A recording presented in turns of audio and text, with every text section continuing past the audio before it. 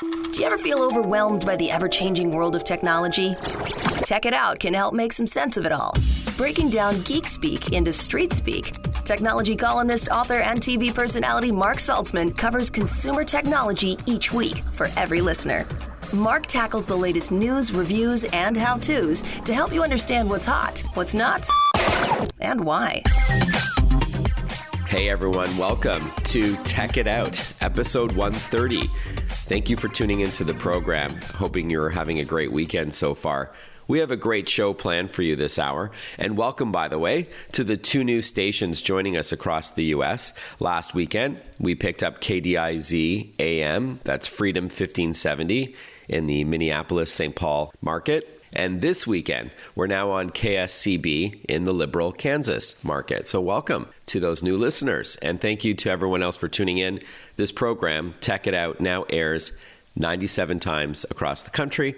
And you may be also listening as a podcast. So however you're tuning in, thank you. And I hope you're enjoying the program. All right, I hope you're ready to geek out this hour. We're going to have some fun. In a moment from now, we're going to learn about a retro video game arcade cabinet that you can buy for the home that does more than just let you play classics from yesteryear. It's called Legends Ultimate from a company called At Games. We're also going to talk about Apple and what 2020 could look like for them when we touch base with a veteran analyst named Tim Bajarin. We're also going to discuss the rollout of electric vehicle charging stations and what the near future looks like for EVs, electric vehicles, when we catch up with a company called Flow. All of this and more on this weekend's Tech It Out, powered by ASUS. For those in search of incredible. I'll tell you more about ASUS shortly. They, of course, make some stellar laptops and desktops, accessories, things like smartwatches, smartphones, tablets, video game gear, and a lot more. So I'll tell you more about them. But let's kick off our first interview and get our game on. Retro gamers, listen up. If you long for the days of simple 2D games like Pac-Man or Galaga and have always dreamed of owning an arcade cabinet in your home that won't break the bank, we're going to learn now about Legends Ultimate from a company called At Games. In fact, this new upright cabinet can do much more than just play classic games from the arcades or older consoles, as you'll soon hear with our guest, Jonathan Siemens. He's the Director of Marketing and Communications at Chiscom. That's the agency that's working with At Games. Welcome to the show, Jonathan.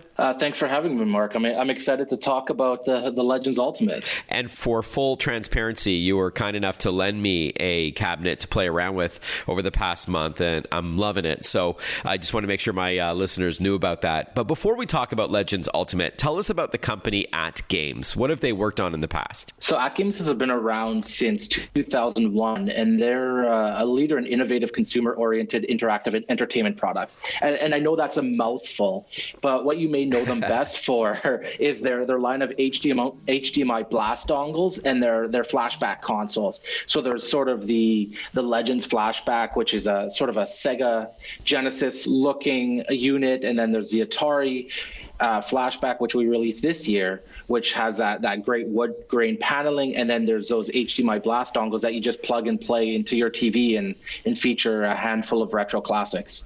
Got it. All right. So they look like a little game controller, but they've got games built inside. And then you can play those classics on your TV. And they're usually limited to, up to 10 games or something, right? Yeah, it's 10 to 12 games for those little dongles. For instance, there's a Bandai Namco one. We have one called the Adventure Blast that features some great Disney titles. And they're just really fun and easy to use. And they're really transportable, which is always nice. Okay, so that's portable, so you can bring it to a hotel room, you can bring it to a relative's house, plug it into the TV, and play away. But now let's talk about Legends Ultimate, which is a non-portable, full-sized arcade cabinet for lovers of classic arcade games. Why is this particular cabinet a big deal? Tell us about Legends Ultimate. Legends Ultimate's a big deal because this is the future of arcade gaming. This is the first connected arcade. This is 350 built-in games, no quarters needed. So the Legends Ultimate, like I said, is 350 built-in games and much more. It features Wi-Fi, Bluetooth, Ethernet connectivity, plus we have a weekly firmware update that only enhances the functionality and the possibilities of the arcade. So the Legends Ultimate that you got in November, and I mean, as a Legends Ultimate owner yourself, you've probably seen this, is very different than the arcade now. You can pair a Amazon Fire Stick now via Bluetooth to the arcade, and we have to kind of give a shout out to our community just for coming at us with some of these suggestions, and us and our dev team for putting them together. All right. And dev, of course, development team that is continuously working on new features. But let's just break it down again, Jonathan. So this is called Legends Ultimate. It looks like a traditional arcade cabinet that you would see in an arcade. And we'll get to the controls in a moment because there's everything there. You know, the kitchen sink to play all different kinds of games.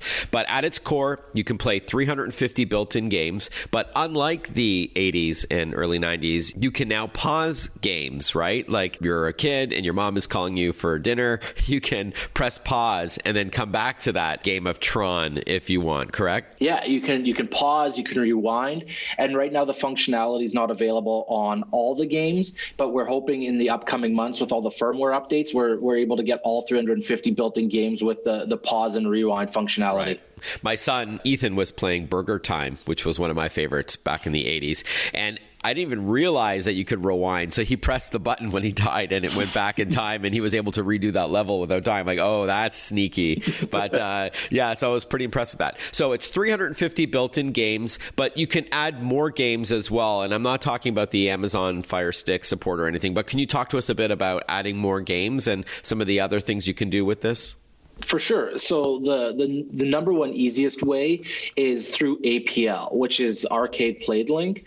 So I know I talked about those existing Blast and Flashback consoles before, but you can actually plug the USB or HDMI right into the arcade, which has 2 USB ports and 2 HDMI ports, and play the games right on that arcade. So if you have the Bandai Namco or the Adventure Blast, there's 10 to 12 games easily added to the arcade. Another way is through ArcadeNet. And while this is currently in beta, we're constantly adding new games to the collection, and you're able to play them using the power of the connected arcade. And our goal is to just keep rolling out new titles that are supported on the arcade. The third option is BYOG. So here's one of my favorite features is that you're actually able to play your favorite games from publishers like Steam, Epic, Origin, Blizzard, or even stream locally from your own PC on your network. Yeah, so it is not just a retro gaming machine that lets you play games from 20 or 30 years ago. But what you're saying then, Jonathan, is that you can also play new games when it's connected to those computer gaming streaming services like Steam and Epic, and even wirelessly communicating with your PC. That's what you're essentially saying, correct? That's exactly what I'm saying. You can play Street Fighter, Mortal Kombat, the even Fortnite if you really wanted. Okay, and it has a built-in 24-inch screen in this arcade cabinet, and it stands at 66 inches tall. So again, it is just like the kind of machine you would see in an arcade. Exactly. Cool. We're chatting with Jonathan Siemens from Chizcom. That's the agency that's working with At Games and their new Legends Ultimate arcade cabinet that has 350 built-in games, and you can add more, whether they be older retro games or newer games as well, if you use any of those services. Talk to us a bit about the controls. So as I hinted at earlier, there's joysticks, buttons, trackballs, and more, right? Exactly. So there's 2 sets of arcade quality joysticks, 6 buttons each, 2 sets of spinners, which are my personal favorite. They're this rose gold color and really nicely machined, and then you get 1 trackball. Plus, I know I mentioned those USB ports. So for multiplayer, you're actually able to play with an Xbox One or PS4 controllers. Oh, that's cool. In a wired fashion, not Bluetooth or anything, right? Correct. Okay, cool. Yeah, I didn't know that. But so for those retro gamers listening, of course, a trackball could be used for things like Missile Command or Centipede. Dials, or as you call them, spinners, could be used in a game like Tempest, where you can go left and right, or Tron. And then, of course, buttons are used for most games. And here's a little fun fact. 2 of the most popular arcade games from the 80s don't require any buttons at all. And that would be Pac-Man and Frogger. Aha. All right.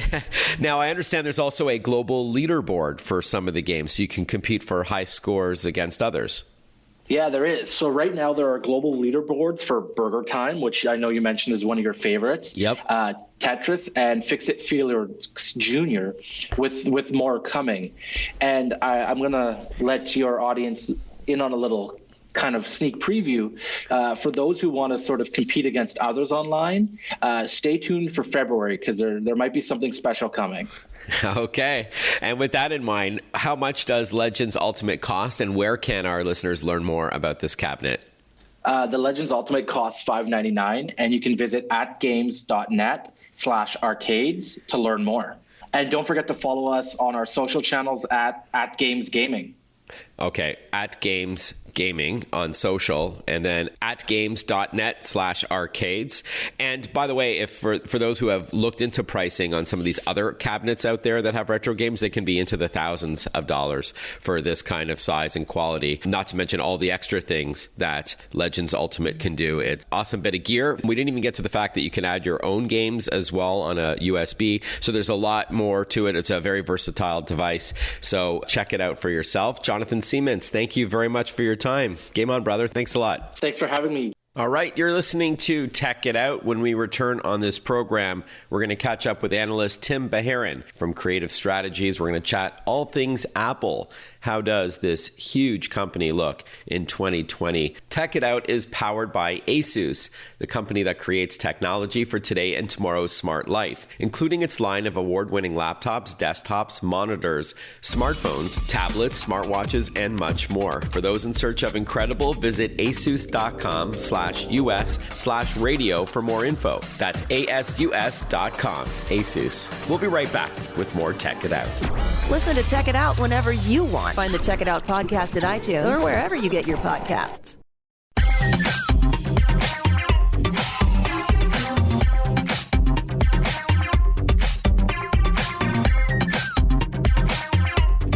Welcome back to Tech It Out. As you may or may not know, Apple became the first trillion-dollar company about 18 months ago, measured by market cap, by the way. Then they dipped a bit, hit that threshold again last fall. But hey, milestone aside, no doubt we're talking about one of, if not the hottest tech company on the planet. But will that momentum continue? Will Apple remain as hot in 2020 as they have in years past? Or have they jumped the shark, to use a probably outdated Fonzie and Happy Days reference, for being on the downswing of success? We're joined on the line by Tim Bajarin. He's a seasoned technology analyst with Creative Strategies, as well as a columnist for several prominent publications. Welcome to the show, Tim. Glad to be with you. All right, now, since this is the first time you've been on the program, please tell us a bit about your work as an analyst and a columnist in the tech space. Sure. I've been a technology analyst since 1981. And when I joined Creative Strategies, and actually was one of the first PC technology analysts in the market. So I've been covering this business for a long time. In the process, because Apple's in my backyard, I concentrated a great deal on Apple and doing analysis of them over the years. Have written, hundreds, I guess, of bits of news and information and analysis over that 38 years about Apple. Amazing. So with that in mind, how did they do in 2019 overall when it comes to sales or revenue? I'll let you choose how you want to measure their success. And how do they look in 2020? Well, the revenue side actually was pretty good. They had a bit of a blip in revenue at the beginning of the first quarter of this year because the transition from a year ago, September, with the original 10 pluses or whatever that were introduced then, didn't take off quite the way they expected, so that the projection of how many they sold in that Christmas quarter was a little lower than the Street would have liked. Mm-hmm. That has changed dramatically over this last year, and their numbers have continued to grow, but more specifically, not just good sales with the iPhone, which has been steady, and in this last quarter we think it's going to be a record, but their services business has been phenomenal. You put in context what Apple is doing with services alone, it's a $10 billion per quarter segment of their business now, of revenue. So by the end of this year, there'll be the services business alone will be a $50 billion industry.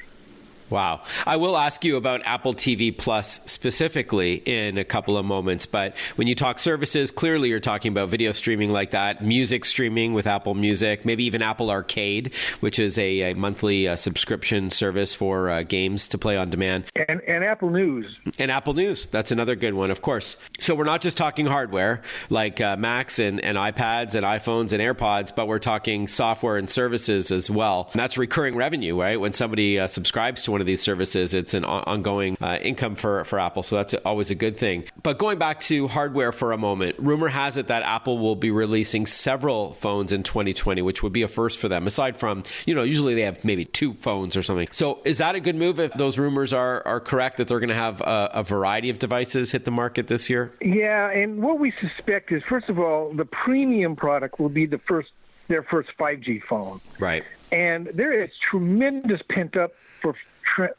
interest for 5G phone, not only here, but in China and in Europe and other areas where 5G has already got a little bit of a stronghold. U.S., as you know, won't be fully built out with 5G until 2022, 2023.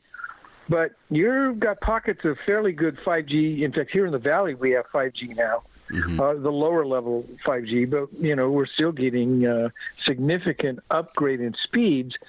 But if you are one who travels a great deal, especially, you really want to tap into the next generation of wireless, which is 5G. There are other phones that will probably come out that continue just to support 4G, but they will have higher speed processors, better screens, etc. But yes, I think they have to have a range of phones this time coming out, because not everybody's going to want a 5G, but of those who do will drive huge demand for it. And then on the low end of the spectrum, it's no secret that Apple prides themselves on being a premium brand. But some analysts say the reason why Samsung and, depending on the market, Huawei bests Apple in market share is because there are many pockets of the world that can't afford these $1,000 plus devices. That Apple is not catering to the entry-level market. But if they reintroduce the iPhone SE, dubbed the SE2, then that can also put them in a competitive space there, correct? It could, but let's be clear. Apple never is at the low end of the market. Remember, I can go to India and some other places, and I can buy smartphones for $99 or $120. They'll never be into that level. What you're talking about, even if the SE is probably going to be $500-600. Okay. But yes, there's still a significant amount of people who that price range is attractive because they want an Apple product. Right. It's a brand thing. And then speaking of other markets like China, Apple was hot for a couple of years and they've been very cold for the last couple of years. I don't know if that's tied to the U.S.-China trade wars or the Huawei shun, but it seems that Apple is getting hot again, from what I understand, and iPhones are starting to sell again. Do you think that will continue this year? Yeah, it will. Tim Cook has actually done a marvelous job in dealing with the tariff issue by keeping the Trump administration and others from placing them under some of those restrictive tariffs. That has helped them gain a little bit more ground. But these new phones that Apple, I think, will bring out later this year especially, will help their position in China. But let's be clear, it's even growing in China now. They've had some record numbers even in the last quarter. And when they do the earnings report, it'll be really interesting to see what took place in China over this last holiday quarter. We'll continue chatting with Tim Bajarin from Creative Strategies when we return on Tech It Out. We'll be right back. Want to follow Mark? Google him. Mark with a C and Saltzman with a Z.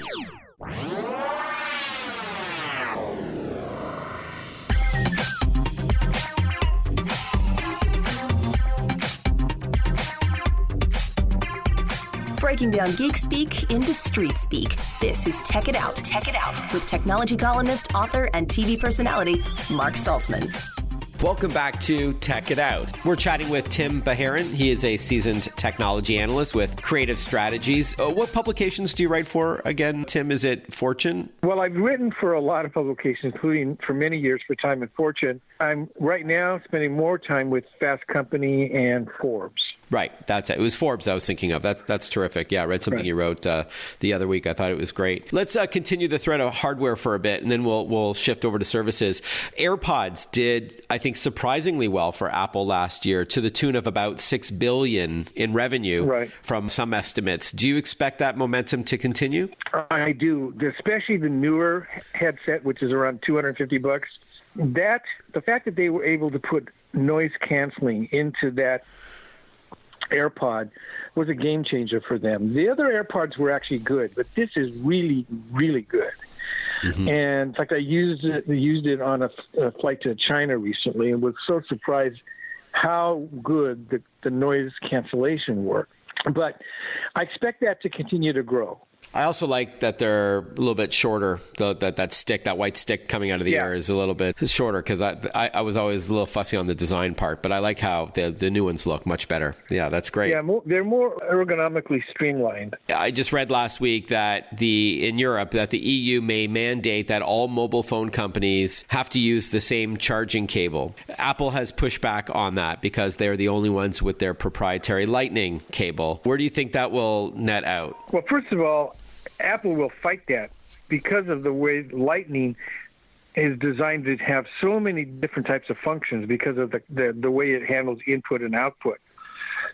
Excuse me. But if let's say the EU tries to force that kind of standardization, Apple will find a workaround. It'll either be around a type of an adapter or something, but I don't believe Apple's going to give up the Lightning connection anytime soon.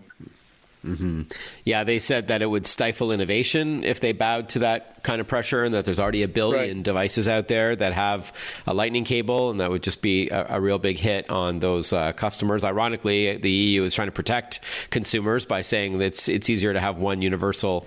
I'm sort of on the fence on that, by the way. I like my USB-C, and I wish that was a standard. It's becoming one in their Macs, but let's see if it makes it to mobile. Perhaps not. But let's end off on services, Tim. Okay, so Apple TV Plus, it launched in November, if I'm not mistaken. They've already had some critical success, at least, with programs like The Morning Show. It was nominated for several awards. Are people buying into this service? It seems like there's more hype about Disney Plus, which also launched around the same time, over Apple TV Plus, or is that not fair? Well, but let's be clear. They're two different, very distinct services. Disney, as you know, has a family brand, and Apple has done really good in the context of keeping, pornography and any other type of stuff off their system, so that they are considered also more family friendly. But if you looked at some of the shows that they have now, I mean, they're mostly R-rated, or a lot of them at least are R-rated, and edgy at the least. And, I do believe that while Disney obviously could have some significant numbers, you got to be careful because, number one, Apple's in this for the long term. They're willing to put significant money. In fact, we believe that they'll put $13 billion into just programming for the Apple TV Plus this year. So they're not going to, to play games with this. They're in it to win, and they're going to pick up, I think, significant speed over time. And also, if you buy a new Mac or iPad or something, you get it for free for a year. And once you get used to it and start getting hooked into some of their programs, you're going to actually, I think, turn over that to a subscription when that year's out. Yeah, it's a very smart move on Apple's part because they've got the hardware base, so you might as well bundle the service and give everybody a free taste of it for an extended period of time. Okay, awesome. Tim, thank you very much for your time. As we wrap up, where can we learn more about your work? I know you mentioned you're with Forbes and Fast Company, but is there also a creative strategies site that you'd recommend? Yeah, well, actually, our own personal blog is techpinions.com. And my son and I and Carolina from Creative Strategy and Bob O'Donnell from Technalysis and one of the gentlemen from IDC who's a good friend, the 5 of us do that site as well. Techpinions.com. Love it. Correct. Tim Bajarin, thank you very much for your time. Thank you. As I mentioned earlier, I haven't had Tim on this program before, even though I've interviewed him several times for publications like USA Today. So I hope you enjoyed that insight into one of the biggest tech companies on the planet, one of the biggest companies on the planet, and his perspective on where they may be going. Maybe you're an investor and that kind of information is useful to you. But Tim's usually right about all this stuff. I follow him quite closely. So it was great to have him on the program for the first time. But he's not a one-trick pony, so we'll probably have him back to talk about other companies and get some dirt on them. Good stuff. You're listening to Tech It Out on the Radio America Network. This is a weekly program that looks at tech, but in plain English. I'm not a big fan of a deep dive, inside baseball kind of thing. In fact, you may know that my tagline is that I try to break down geek speak into street speak to demystify technology as much as I aim to celebrate it.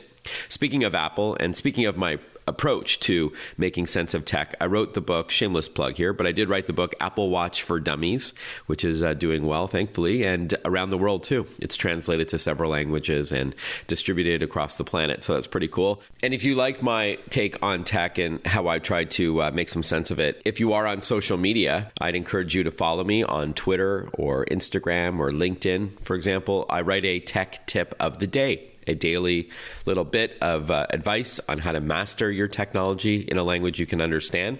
I'm on Twitter at Mark_Saltzman. That's Mark with a C _SALTZMAN. Tech It Out is powered by ASUS. They create technology for today and tomorrow's smart life, including its line of award-winning laptops, desktops, monitors, smartphones, tablets, smartwatches, and more. For those in search of incredible, visit asus.com/US/radio for more info. That's asus.com/US/radio. When we return on Tech It Out, we're going to talk about the automotive industry. And as you know, technology is changing that space as well. We're going to talk with a company called Flow, that's FLO, about their electric vehicle charging stations rolling out across the country. They've done a big job in LA, but they are in other markets as well, also across Canada. And we're going to hear what's different from them opposed to other EV charging stations and how they're looking to really change the game for those who do own an EV or for those who are thinking about picking up an electric vehicle. So stay tuned to Tech It Out. We'll be right back with Flow on the Radio America Network. Breaking down geek speak into street speak. Tech It Out, hosted by Mark Saltzman.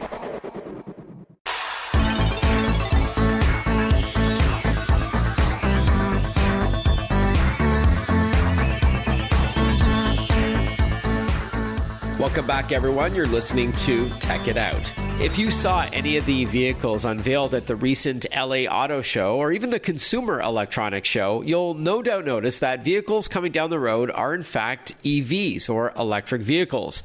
And there are some innovations in related businesses too, like EV charging stations, as you'll now hear with our guest, Travis Allen. He's from Flow, that's FLO. Travis, by the way, is VP of Public Affairs, General Counsel, and member of the executive team as well. Welcome to the show, Travis.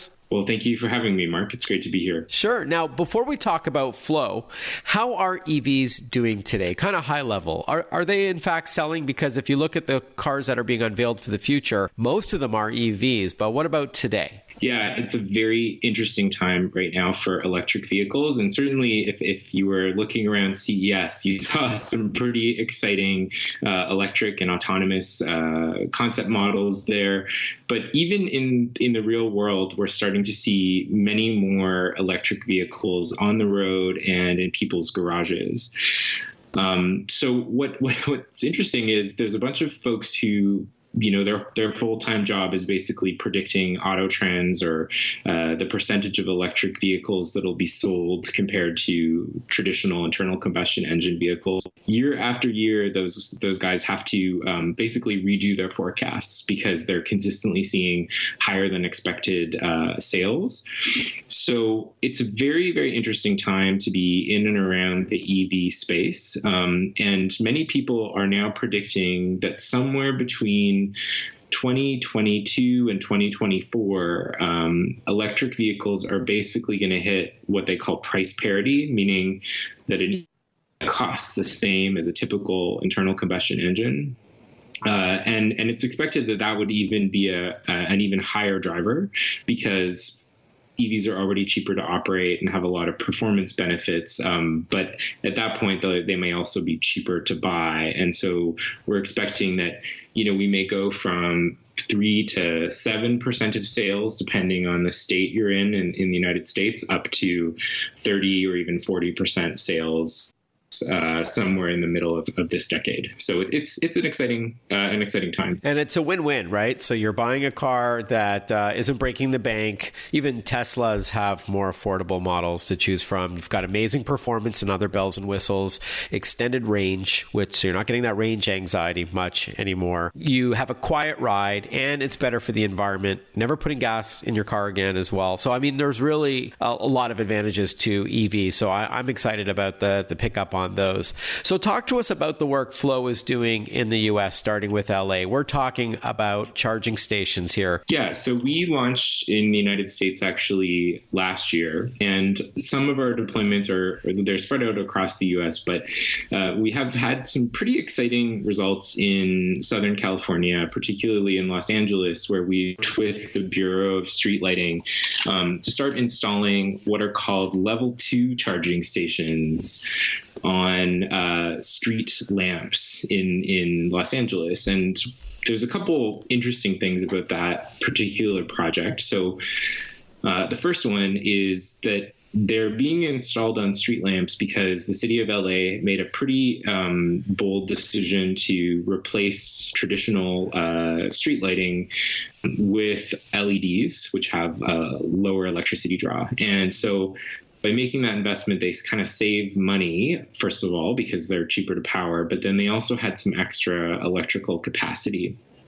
And so they asked us if we could put together a kind of a modified station for Los Angeles so that they could use those for EV charging purposes, meaning that you end up kind of getting a 2-for-1. You've got the street light, but then you also have the useful piece of charging infrastructure right there where people happen to be parking. Interesting. So I watched one of the videos online and it looked like they were sort of curbside. So do you pull over in a spot or are you still on the road in order to take advantage of these charging stations? Yeah, so it depends where you deploy them, but typically a curbside station is used where you would have people doing street parking anyway. So the whole idea is to meet people, where they're parking. Okay. So, because I like the convenience of that. You know, you've got maybe a charging station at home, and I know some people don't even have one at home. They have one at the office, which is great because that's where they spend, a good 8 hours or more of their day. So, but in this case, this is like those charging stations that already exist, but these are just designed to be more convenient. Does it not deliver as fast of a charge compared to those, what did you call it, tier 2 kind of charging stations compared to tier 1? That's a great question. And there's so much industry jargon, unfortunately. Although I have to say, once you start driving an EV, it becomes a lot clearer. So these stations, you're right, are level 1 stations. And that means that they use 140 volts, and that's pretty much your normal charging station. So that's the kind of power that you would use at home. It's the kind of power you'd likely use at work. How long you need to spend at it really depends on, first of all, how depleted your battery is, and second of all, how big your battery is. So the way that we run one of the largest networks in North America, and what we see is that people tend to approach EV charging kind of the way that they approach cell phone charging. So if you think about how you probably charge your cell phone, you might plug it in at night. You might also plug it in at your desk just to keep your battery relatively full. And that's likely what people will be doing with a lot of these stations. So maybe they're going in to visit a local store or a restaurant and they happen to have a Flow station nearby. So they're probably going to go and just top up their battery a bit. It's not that it's fully depleted. Right. We just need to hit pause for a moment, but we'll continue chatting with Flow when we return. Follow Mark Saltzman on Facebook, on Twitter, on Instagram. Listen to Tech It Out whenever you want.